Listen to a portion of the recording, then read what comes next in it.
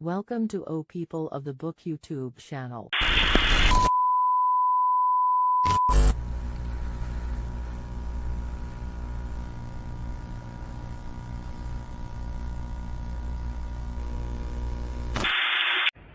الله أكبر الله أكبر الله أكبر الله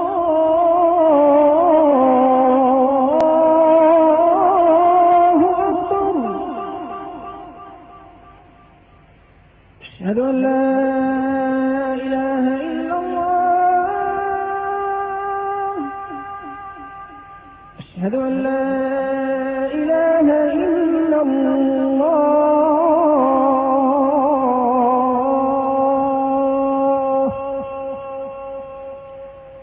أشهد أن محمدا رسول الله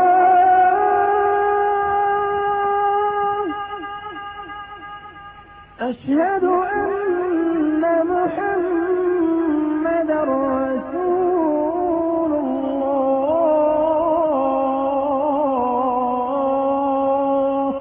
Oh, People of the Book YouTube channel.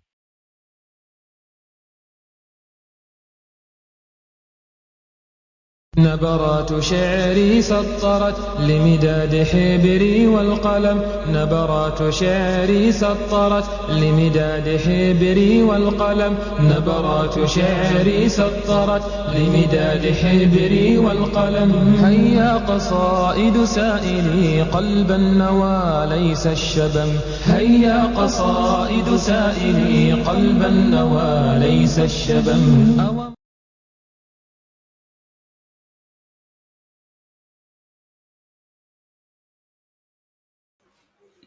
Bismillah, alhamdulillah, salatu wassalamu ala rasulullah, assalamu alaikum wa rahmatullahi wa barakatuh, and welcome to our People of the Book. Welcome to our Saturday show. For me, the weekend is over and back to work tomorrow. Game over. For you, some of you are entering the weekend, and I hope you've had you have a nice weekend. Welcome back to the usual Saturday from polygyny, from monogamy to polygyny. And like I keep reminding you, that it's not just polygyny that we are talking about here, because a lot of things that we're going through is reminder to turn back to Allah and all that stuff, so it's a building of iman as well. And for those who are entering into polygyny, want to learn about it, want to know, it's something that is in the Quran, something that the Prophet ﷺ has done. So how I was surprised the other day, I was reading an article. I was searching for the seerah of Ali ibn Abi Talib. It wasn't an article, it was in a book, yeah. And I found out that he was married 14 times. Ali ibn Abi Talib, 14 times. Can you imagine? Now, if it's 14 times, but it doesn't mean married one and then, no, maybe 3 at a time, 4 at a time, or whatever. The other one died, the other one got married. You remember, he was the last caliph, yeah. So he had a longer life than the rest of them. So the time that his wife died, Fatima radiallahu anha, the time that she died, he married several women at the same time. So it was surprising. I thought, 14 wives he had, of course, it had to be 4 up to 4 at one time. So things like this, I mean, we need to know, we need to learn, and this is part of our deen. And at the moment, at the same time, we're learning about how people handle it, how So it's not just monogamy or monogamy myth, actually, because monogamy has been a myth all the time. The people who are in monogamy, they're always cheating. They're always not handling it properly. So monogamy has always been a myth. Yeah. Now, please subscribe, like, and share. We're broadcasting on O People of the Book channel. Plus, we are broadcasting on Consider This TV. Consider This TV network is a network of channels. There's several channels on there, and we have brother Muslim apologist, who's from Malaysia. We have Brother Muhammad Abu Shaib, who's from Coventry Faith Foundation. We have Brother Abu Ziyad, Abu Zaid, sorry, Abu Zaid, who's actually from the US. We've got Brother Asad, and we have other brothers as well. I'm on there as well. So when you go into Consider This TV network, give us all, just go crazy, yeah, give us all a like and share and whatever. And please, on my channel as well, please click on that bell so you can be notified whenever I have new shows. Remember, on the Friday afternoon, for those who are available. For me, it's after Jum'ah. For you, it might be before Jum'ah, or maybe you can watch it afterwards as well. We're doing the tafsir of Surah of Juz Amma. We're doing tafsir of Juz Amma. At the moment, we've reached Surah Naba. We've reached Surah Naba. We started with Surah Fatiha, and then we went through the methodology of the Prophet Prophet's dawah, which is called Iqra Kum Kum. We went to that. Maybe you can learn that and everything. Now we've reached halfway through Surah Naba. Yeah, so remember the Fridays as well. So I've got Saturday night. You got them a date with me on Saturday night, and you got Friday afternoons. Yeah, so remember that. Okay, so let us proceed. We are doing the book. We're doing the book From Monogamy to Polygyny, and we're going through the letters of Aisha. Aisha is a sister who's in polygyny, and her husband, recently took another wife, and we had Layla before, who actually, tried to handle it all on her own. But Aisha decided to reach out to people, to reach out to her friends and everything, to get advice. And this is what I'm saying to you. It's not just about polygyny that we're talking of. We're talking about Iman, because the sisters advise her to turn to Allah and everything, and not to do things that will jeopardize her iman, not to do things that will jeopardize her marriage and everything. See, so it's you're learning something different as well, and at the same time, you may not be in a polygamous situation. You don't know what happens in the future. You might have a friend who's in the polygamous situation, and you're having a conversation with them. Yeah, and the conversation you have, at least you've got some intellect. You've got some. I was watching a show, and the brother is saying this, the brother is saying that, and whatever, and they will tell you, yes, this is that, or this is that, whatever. So it's always good to know, and especially if it is part of our deen. Yeah. So anyway, we reached page 218. Yeah, the bottom page. These are the letters that Aisha has sent to her friends, and they're answering her back.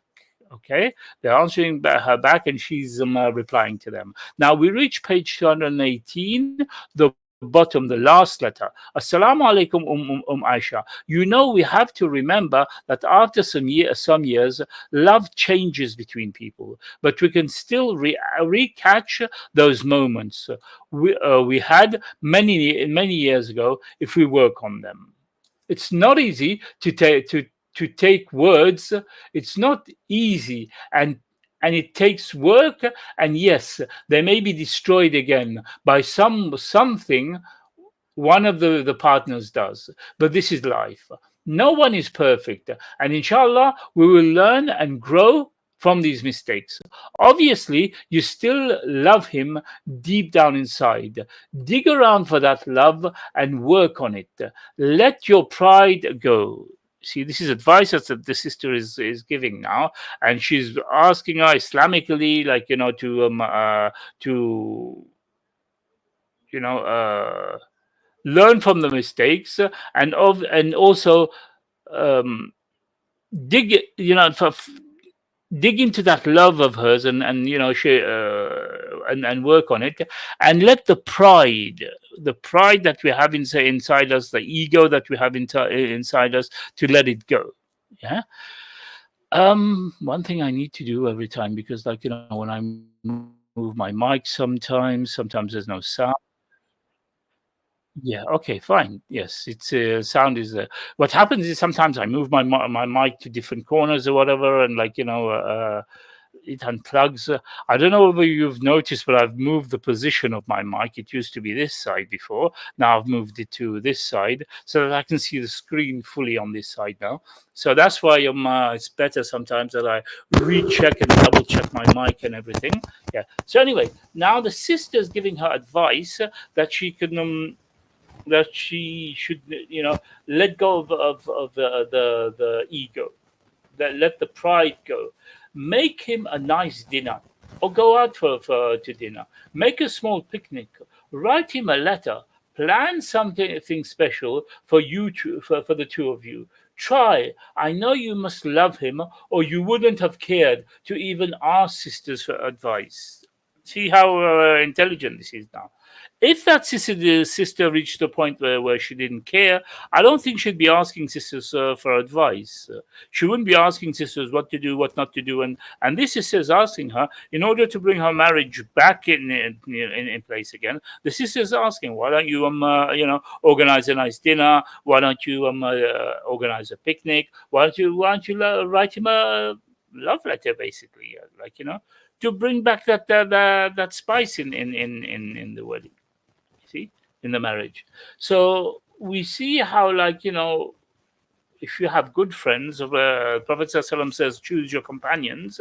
And if you choose your companions, they will be the one advising you on the right thing, rather than choose companions who will go put the corruption in your mind. Now, this sister is bringing her back to romantic again, write him a nice letter, make a nice dinner for him or something, or whatever, I know you must. Yeah, that's another good point. I know you must love him, or you wouldn't have cared to even ask your sisters for advice. Like I said in the beginning, if she didn't care, she would have said, "Khali wali," don't care about him. Alas, don't need him.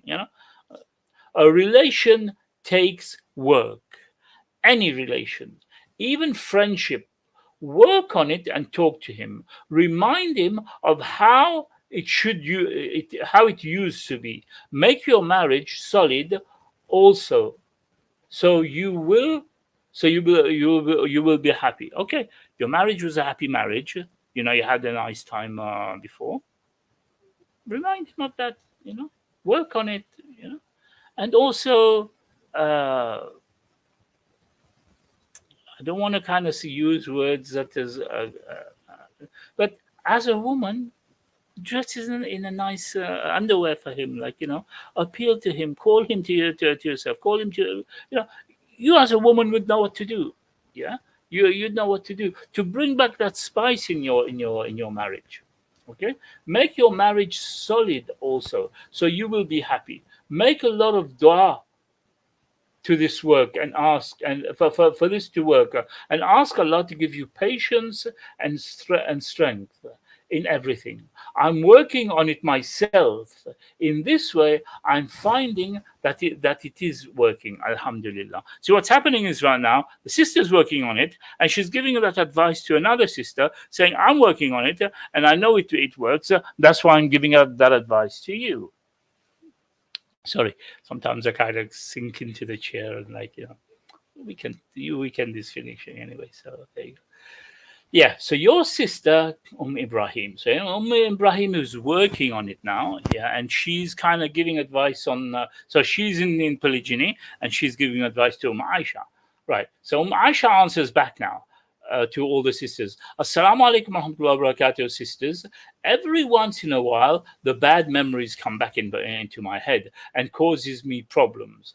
I keep saying to myself, A'udhu billahi minash shaitanir rajim, over and over, and then thoughts go away. But I feel like my marriage is still messed up. I feel as if there is no happiness left.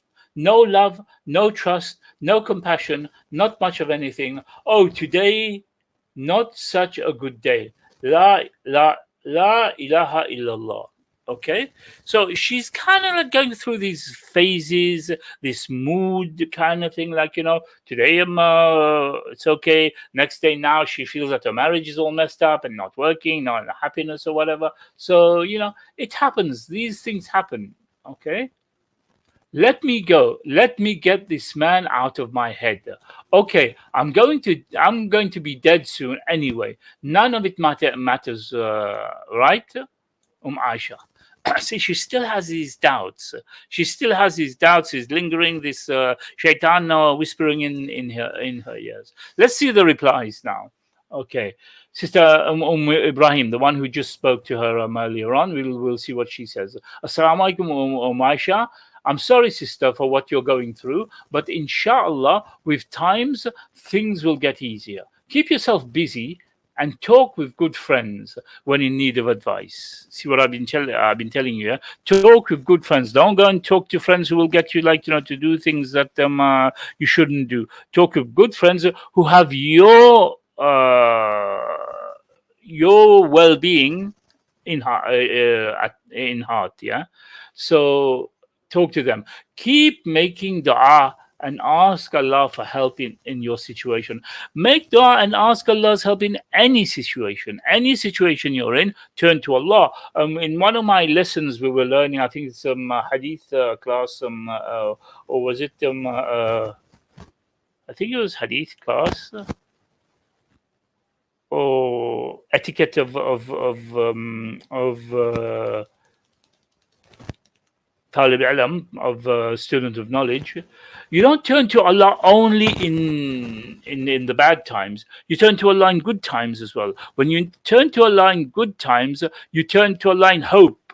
In good times now. You're in good times and hope, And when you turn to Allah in bad times, especially if you're doing anything wrong, then you turn to Allah in fear. You turn to Allah with in fear, please forgive me, Ya Allah.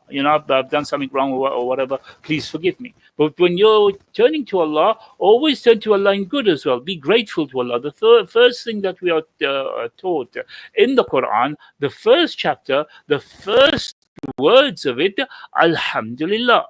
Yeah, Alhamdulillah Rabbil Alameen. So when we enter the Quran, the first thing is Alhamdulillah Rabbil Alameen. So we're grateful. The first thing you're taught is to be grateful to Allah.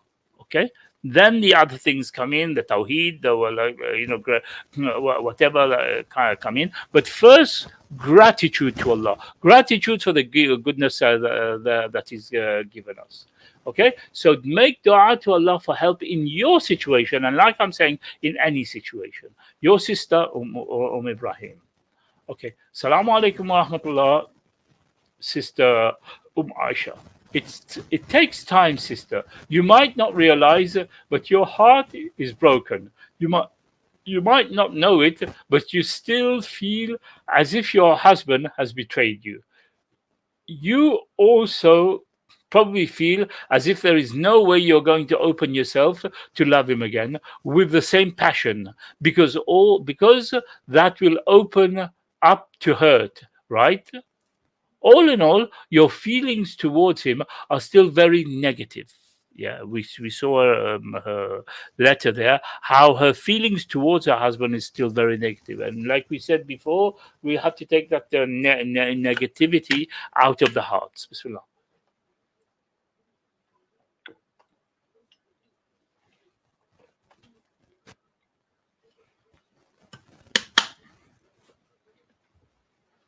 Okay, so you have to take that negativity out of the heart. Okay, they may be hidden, but they resurface and rekindle. Another thing is that you have to face some more realities. There is more to acceptance than just a simple decree. You are in the baby stages, and it will take time.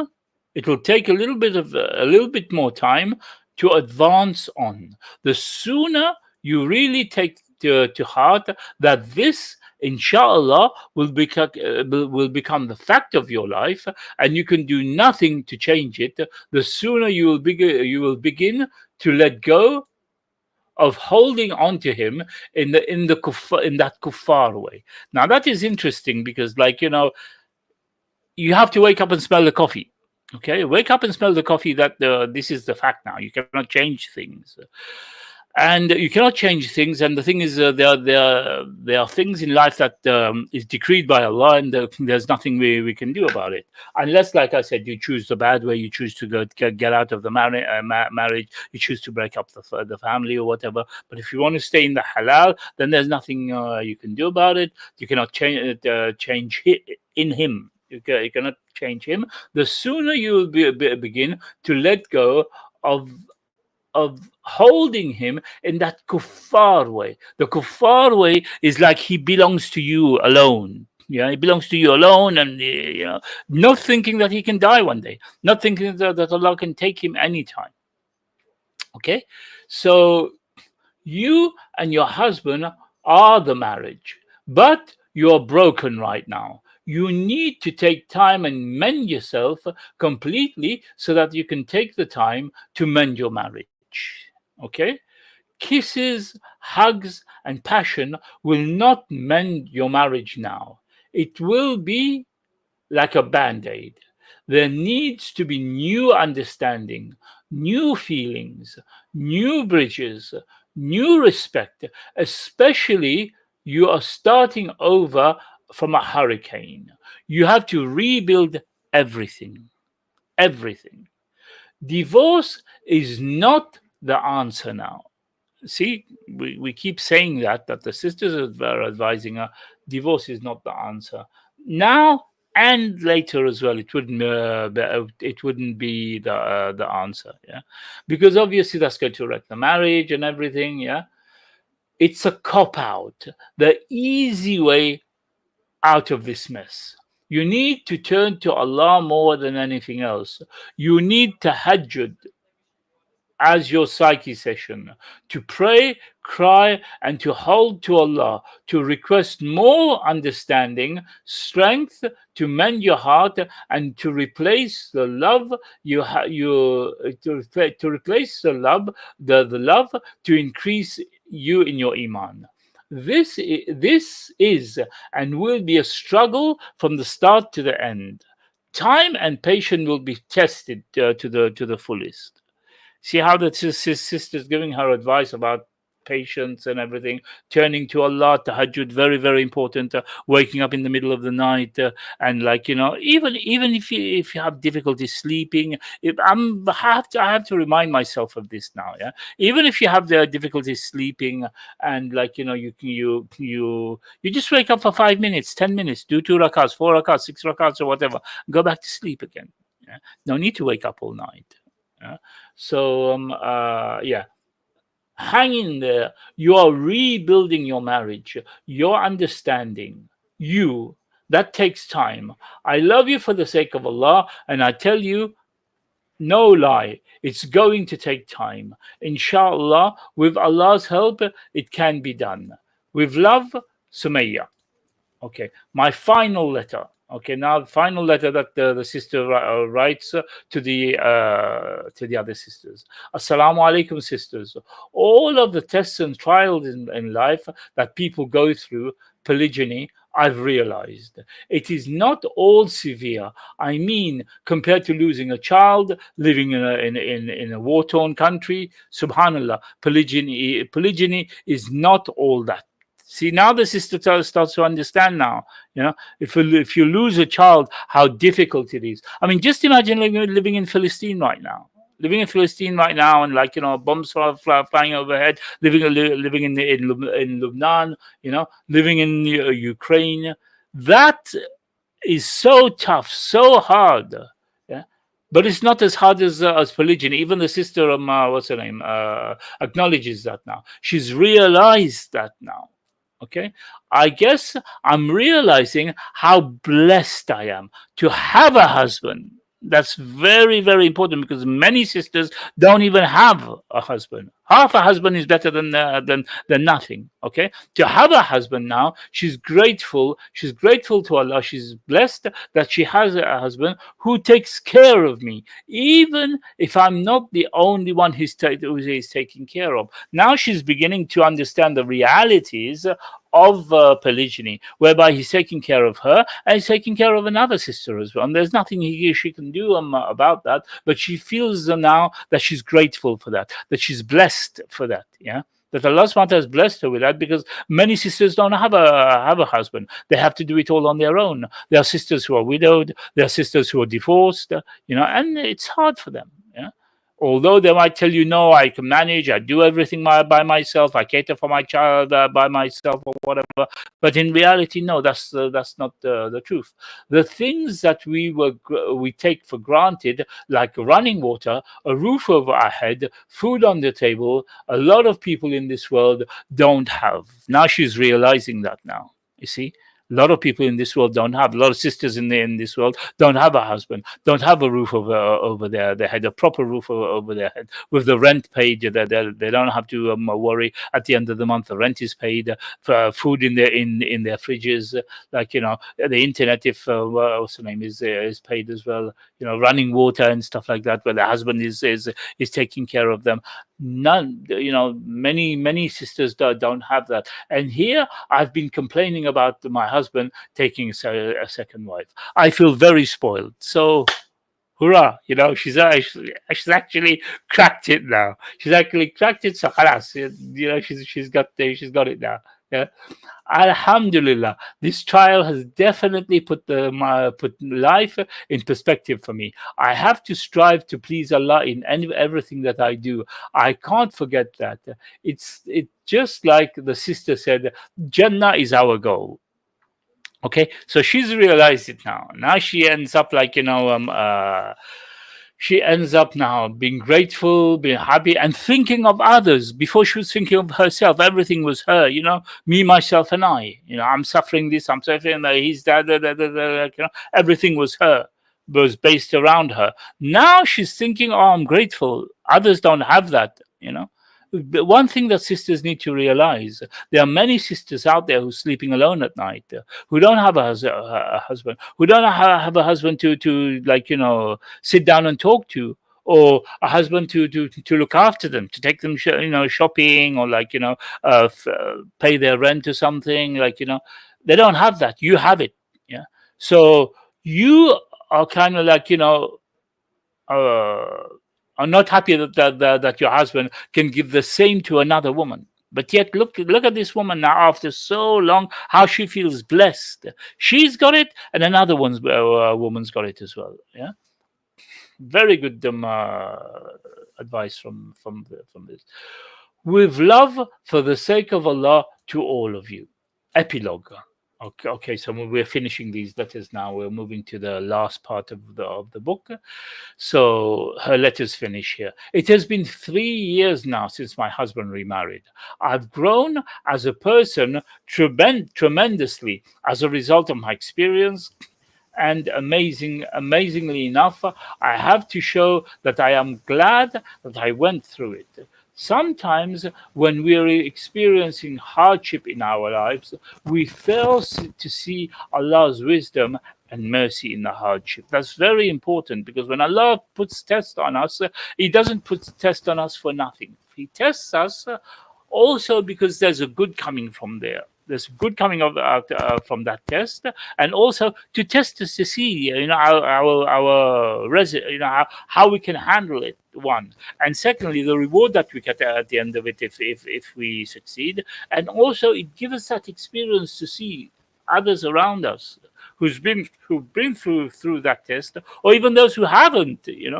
And it's so sometimes when we're experiencing hardship in our life, we fail to see Allah's wisdom. We need to know Allah's wisdom. Allah is all wise, and we need to know that. And mercy in hardships. We become consumed with the hardship itself. It may be years later that we come to see that what we thought was hardship was actually a great benefit for us. That's how I feel about my experience with polygyny. I learned a great lesson from it, and that is that no matter how difficult things get, we need to put our trust in Allah and depend on Him wholeheartedly to bring us through, to give us what is best for us. The thing is, we don't we often don't know what's best for us. Our limited minds can't see past, can't see what is in front of us.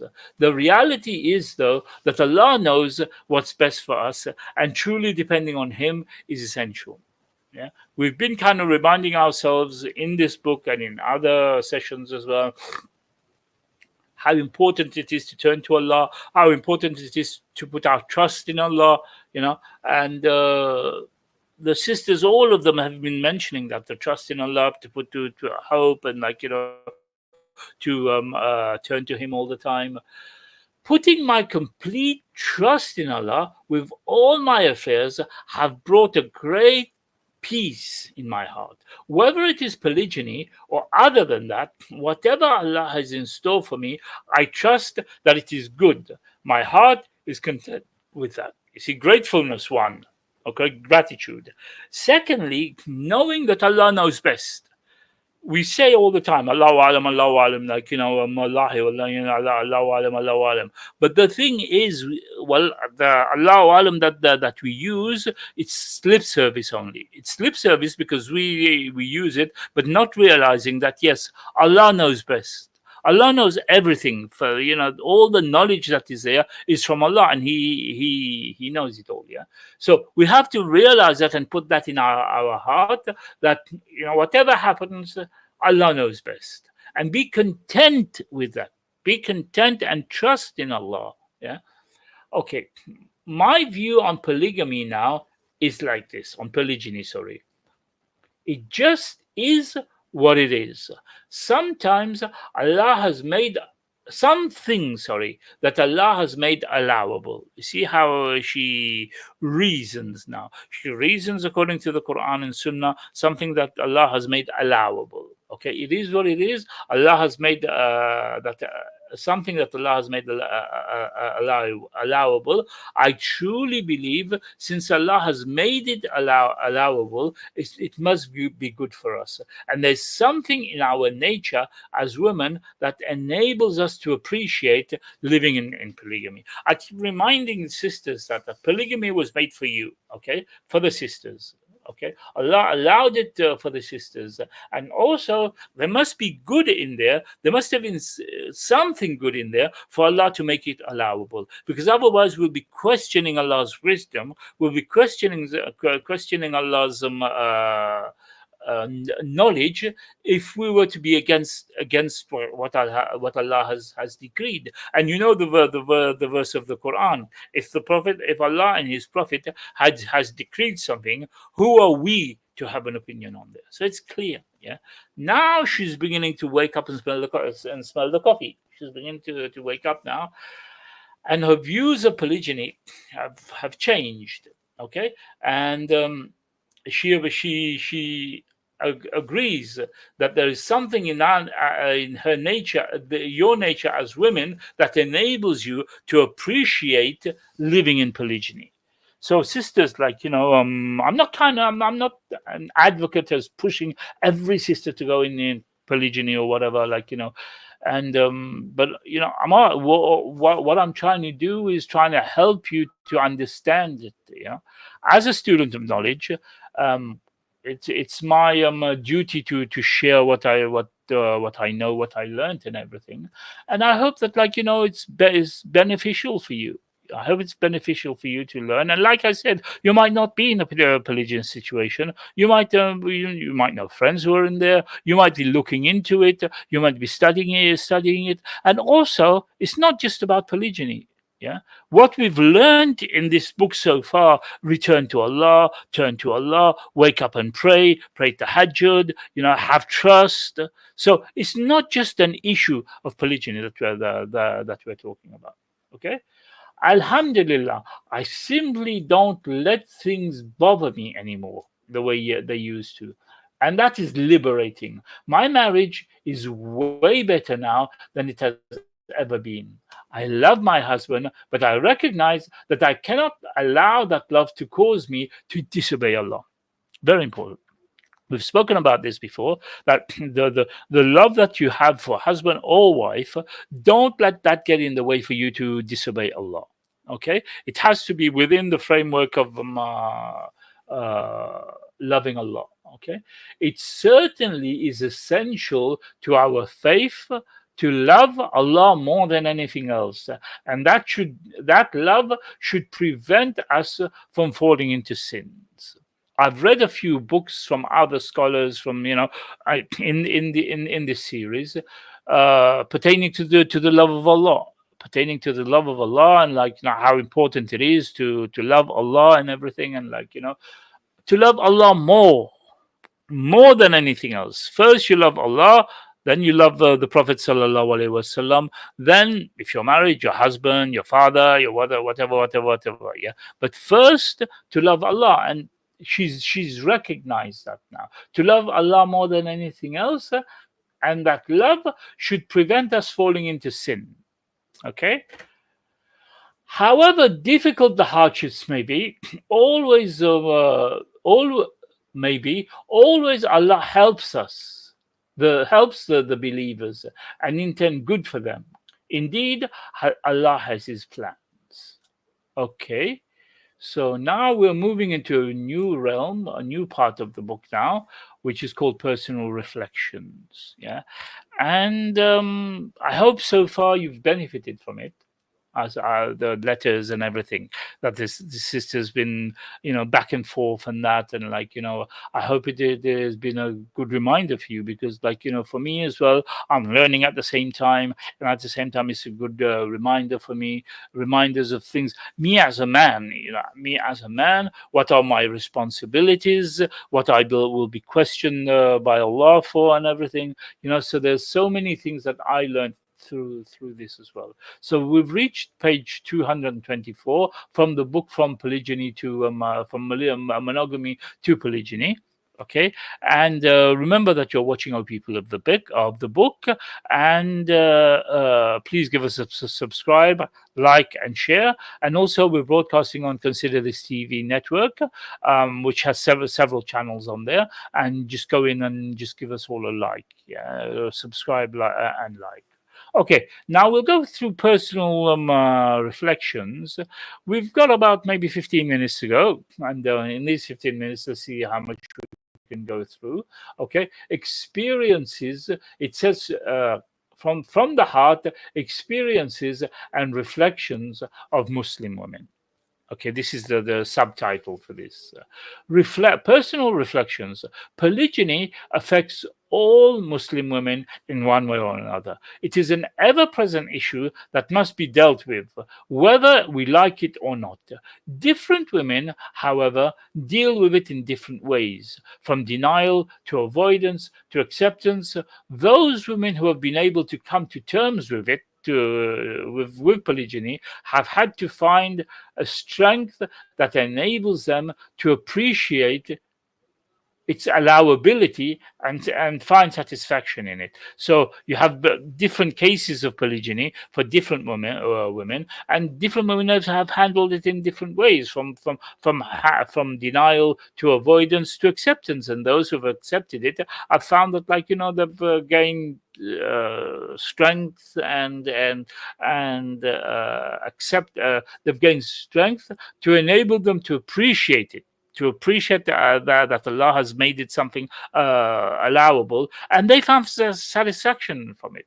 What are compiled here are the reflections on polygyny by such women around the world, their feelings, their emotions, and their personal journeys, their reflections. Oh, this is going to be interesting as well, because now we're not talking about letters, but we're talking about women who are in polygyny, their experience and everything. I kind of like this book. I don't know. I don't know how much you've gained from it. I don't know how much you've benefited. But it's gone through quite a bit. In the beginning, there was a lot of the fiqh of the fiqh of the polygyny and everything, and what to do, the patience, the love, what not to do, what not to break up your marriage and stuff like that. That was in the beginning. Then we had the experiences. experiences and everything of two sisters and everything. Now we're going through the personal reflections. Okay, the Garden of Peace. Adriel, how are you, man? Ah, I've got a colleague here. Wa alaikum, Adriel. Yeah, I'm glad to see that you're one of my fans. Yeah. Okay, so that's good. Yeah. So anyway, welcome to my show about polygyny. If you're thinking about polygyny, well, this will be good for you. But like I mentioned, it's not only people who are thinking of polygyny, but when you hear people talk about it, you want to know what it is. You want to know what it entails. You want to know, like what it deals with. And we've been through these letters and everything of sisters who actually went through polygyny. Now we're going to go through the experience. We're going to go through the experience of sisters and their personal reflection. One of them says, the Guardian of Peace is called, when I first came to Islam, I was positive and absolutely sure I would never wish for my husband to take a second wife. This is something that is very common. I've spoken to a lot of sisters before, and even at present, that seems to lurk in their mind a lot. This thing of polygyny seems to lurk in their mind a lot, and it's something that they're worried about in case their husband takes another wife and stuff like that. Who would have thought that a few short years later I would have come to grips with this issue in my life? This is the reason why a show like this helps you out, because years down the line, down the line, if you fall into this situation, or if you're thinking of going into this situation, you've already had a bit of a briefing from me. I'm not a scholar. I'm just a student of Islamic knowledge, and what I have, I can part with my knowledge to you. I've even got one of my colleagues, Adriel, who's actually watching me right now, which makes me happy actually, because I know that that people out there who are watching me. So this sister now, who's a revert to Islam, says, when I first came to Islam, I was positive and absolutely sure I would never have wished for my husband to take a second wife.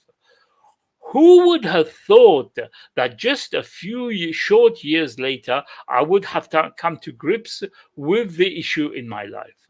I haven't become anti-monogamy, of course. I've quite enjoyed it for almost 5 years. What inspires me first and foremost is fear of Allah, and fear of how much I love my husband, and strangely enough, how much he loves me. It may be odd. You can feel free to substitute bizarre, stupid, incredible, unacceptable for me. For me, to fear our love when we are so happy. Therein lies a huge part of the problem. I'll give you a quick personal example. So this sister now is going through this year. For 5 years of her marriage, she was monogamous, and according to what I'm understanding now, is that she, after 5 years, maybe her husband got into a polygamous situation. So now she's explaining about it, and let's carry on. We've got another maybe 17 minutes, so and like I'm saying, I'm just a student of knowledge, sharing my knowledge with my audience, and you can learn something from it, even if it's not to do with polygyny. You're learning how to get closer to Allah. You're learning how to trust in Allah. You're learning how to wake up at night and pray, stuff like that. So there's so many things you can benefit from there. Okay, so let's carry on. Within a few days of recovering from the shock, I was stricken with a late night panic attack that caused me to shed some tears over the fact that we might not have kids, or the fact that I could go into a coma or some sort of paralysis, or just, die at any moment. My adorable 6 foot, 200-pound bear of a husband started to cry too. I had never seen him like this before. He was sobbing and holding me. And he said one thing that instantly brought me out of the sadness. He said, I don't want to live without you. Okay. So whether we're in a monogamous marriage or we're a polygynous situation, we have to remember that we don't hate the one wife and we're taking another wife. No, you still have to let your wife know that you love her. Yeah. If you're taking a second spouse, it's not because you hate your wife. Yeah, you can give her just as much love. Okay, now for most women, I imagine they'd probably be pretty happy to hear the man of my dreams confess such deep, devoted love. You remember the letters that we were reading? I think it's Sister Aisha in her letter. She said that her husband told her he loved her. He even bought her a ring as well, a gold ring. But because of what he'd done, taken another wife, she was unhappy. She didn't want to know. But he meant it. He meant it. He bought her a gold ring. Why would you buy your wife a gold ring if you don't love her?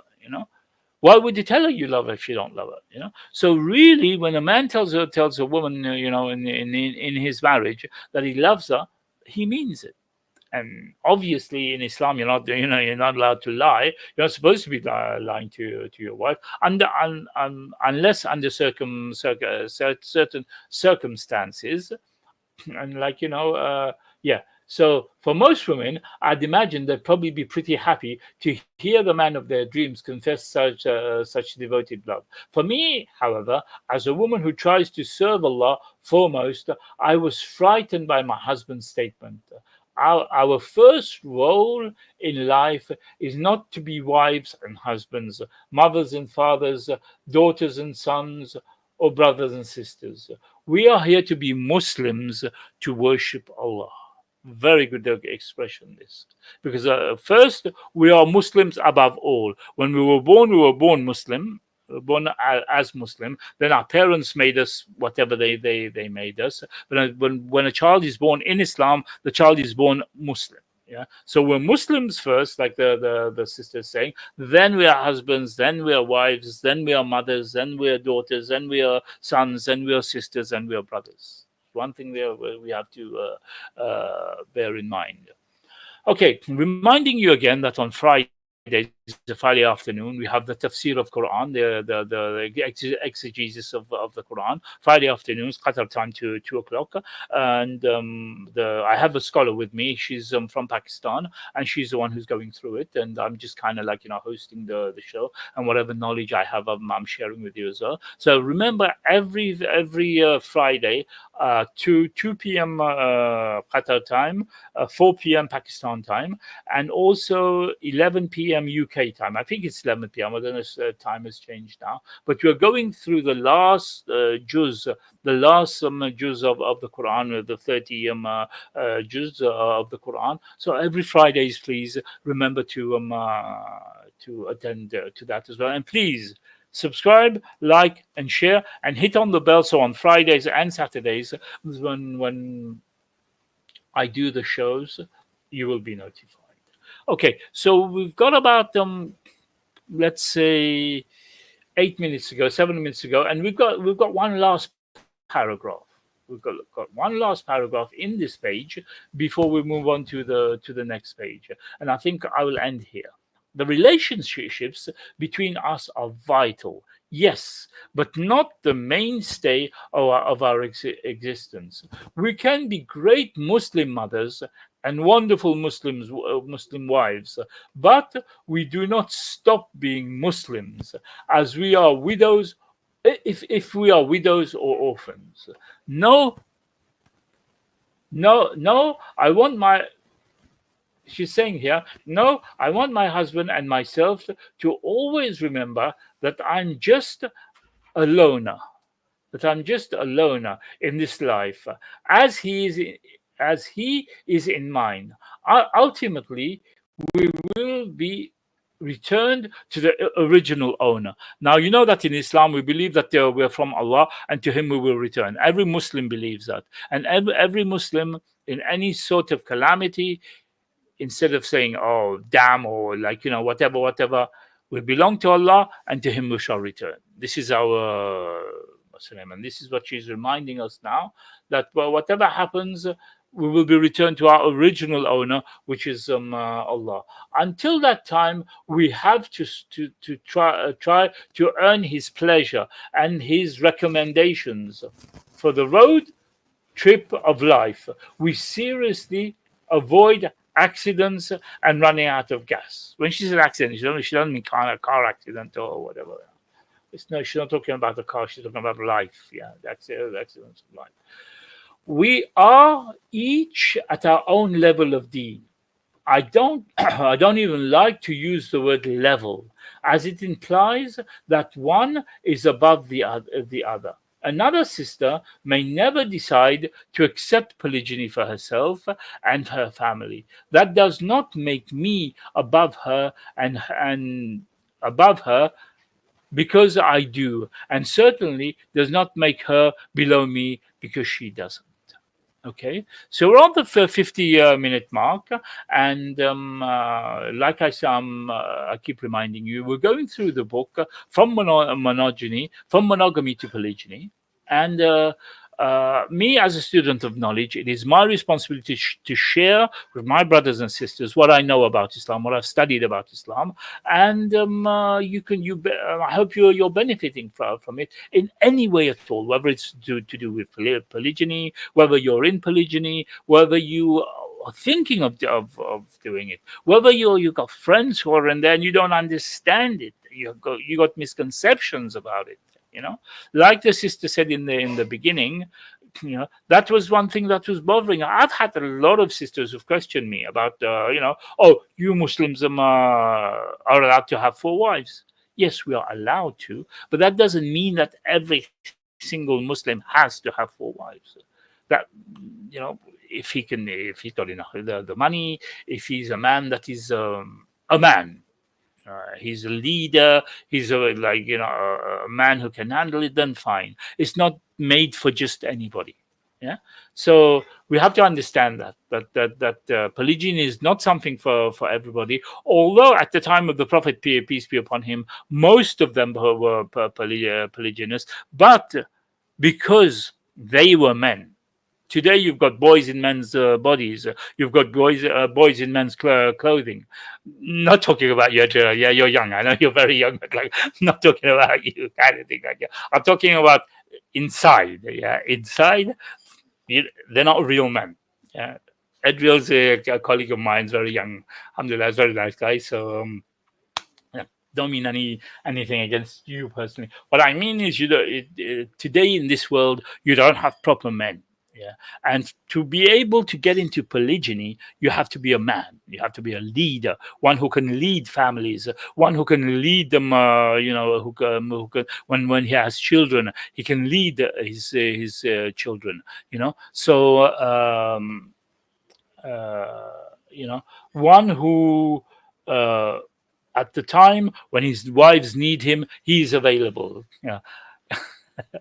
Right. Good. Okay. So anyway, we're going to end here. Okay. We're going to end on page 226. Okay. For those of you who have the book, and I will see you again on Friday afternoon, UK time. 11 a.m. Qatar time, it's 2 p.m. and 4 p.m. Pakistani time.